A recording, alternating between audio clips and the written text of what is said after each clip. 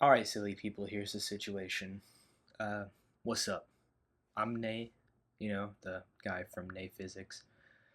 Uh, and for the past few days, I've been enjoying not being at my PhD, uh, just because, I get a few days off in between the end of my first year of being a PhD and going into the first summer semester that I'll be teaching.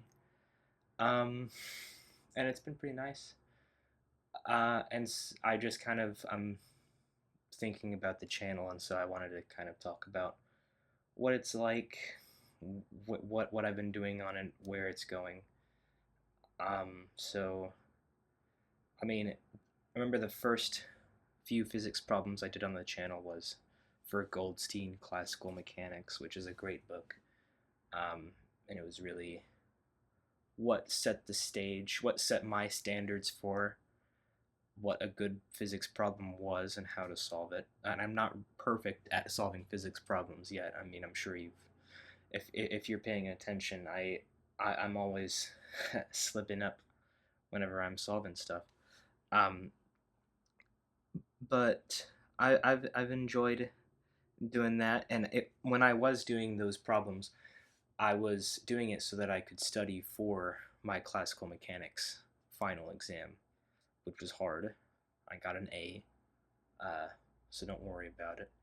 Um, and then I had a bit of a winter break where I started doing problems from undergrad physics books, things like Goldstein Classical Mechanics and no, things like Taylor Classical Mechanics and Griffiths E&M, Griffiths Quantum, and Blundell Thermal Physics. And I've been sticking with Griffiths Quantum. Um, at first, I was doing those undergrad texts to freshen me up on a few undergrad physics concepts that I needed to remember for an exam that I was taking. Um, I'm in a PhD program where we're required to take a test that's about 12 hours worth of exams that just runs you through basically all of undergrad physics. And I did pass that as well, so no worries. But um, I stuck with Griffith's Quantum Mechanics because that one I actually have a physical copy for. I don't have physical copies of all my books. I have one for Griffith's Quantum and I have one for Shankar. Um, and also because it's just a really nice book. I think Griffith's problems are all pretty nice. And his explanations all make a lot of sense to me. It's really, really well written book, and I want to keep doing the series, of course, just when I get back uh, to my PhD and get back to work. That's when you can expect more Griffith's quantum mechanics. And you're going to see a lot of it this summer. Um, so, those other books that I've done problems on, like Sakurai quantum mechanics, Shankar, and Jackson E&M, are those are made while I'm studying for classes that I'm studying for through those books. So yeah, but I passed quantum mechanics 2. I've passed E&M 2. I was taking StatMech in there, but we're not learning out of its textbooks, so I didn't really do any StatMech videos. I don't think I would enjoy doing those anyway. Um, so yeah, this summer, like you're going to see Griffith's quantum mechanics video after Griffith's quantum mechanics video. Try and get to the end of chapter 3 by the end of the summer, or chapter 4, depending. Still daily uploads, nothing too crazy. Um, and then I'm going to start my second year of PhD, which is going to be very intense.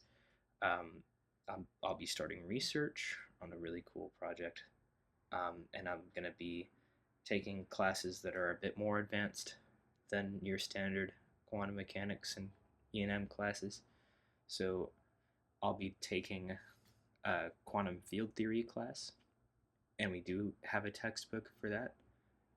So probably look forward to quantum field theory problems uh, as best as I can manage to understand them. It's famously a pretty hard subject to grasp, and I don't expect a lot of views on those videos because they are so advanced. Um, so, uh, you know, just as an option, I'll be taking a general relativity course. General relativity is such an interesting concept to me because all of my research experience has been with the highly relativistic things in the universe. Like, I did a project on the dynamics of neutron stars and their orbits around companion stars and how they accrete and spin up and things like that. I did a project where I looked at black hole binaries and what gravitational waves they produced and how detectable those gravitational waves were. And all of that research is out now, so it's none of this is any confidential. And then I did do a confidential uh, project, so I can't really talk about that. Apologies. Um, and so I'll be going back to my PhD in a few days, where I'll be back in my apartment where I can start making videos again on Griffith's quantum mechanics. I hope you all are, if you're a watcher of this channel and you're a physicist in undergrad or graduate school, I really hope that you're doing well in your finals. Good luck on your exams. Study really hard. Um, I'm thinking that maybe once this channel uh, shoots off a little bit more, and once I'm a little bit better at solving problems, I might open the channel up for problem suggestions or even personalized tutoring sessions, but no promises about that. Because mainly this channel is mainly me being able to do a thing that I love, which is solving really complicated problems, or not even complicated ones. A lot of the time I do trivial ones, especially out of Griffiths, but yeah, I really love doing this channel, and it makes me feel better about myself. Maybe a little bit less crazy. PhDs will do that to you. So I'll let you get back to studying, and I'm gonna enjoy the next few days off of mine, and then you can look for more Griffiths videos in the future. Alright.